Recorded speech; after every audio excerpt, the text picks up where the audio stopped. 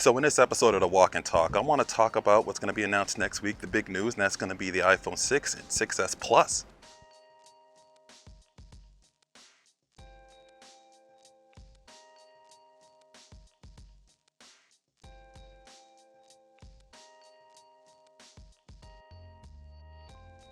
We know next week Apple's going to be announcing some new iPhones on September 9th. We know it's going to be either the iPhone 6S or 6S Plus, which we're going to assume what the names are. 6S Plus, just weird name to kind of say there. It's like they're getting these names from Street Fighter games. Is Capcom naming all these phones? I mean, you look at this Samsung Galaxy S6 Edge Plus, like, why? I don't know, but we know that's going to be announced next week. It's supposed to be some other announcements as well too. Rumored to be a new Apple TV announced as well, which you can see my other Walk and Talk blog where I sort of talked about Apple TV to kind of get some more info about that. But in this video, I really want to talk about the iPhone 6S and 6S Plus, and really what I think Apple needs to sort of come out with, or what were you going to assume that Apple's going to be coming with. So last year they did a good job really in getting people excited again, getting the fan base excited about iPhone again with the 6 and 6 Plus, because main thing they did was pretty much increase the screen size, which is something a lot of people were requesting, and where Samsung's really winning a lot of its customers, which is having that larger screen size on a smartphone, something a lot of people are interested in. Now I think where they need to focus on is looking at improving their camera quality.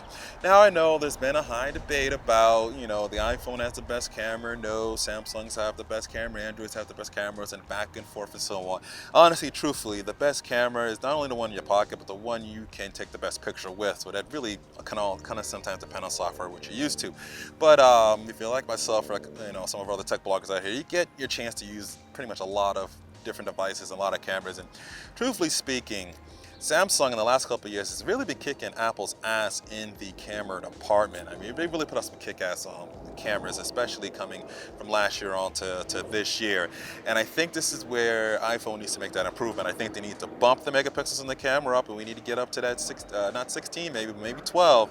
We need to get up there. We need to importantly increase the sensor size. Increasing that sensor size is going to create a greater quality photo. I think that's something else that's really important.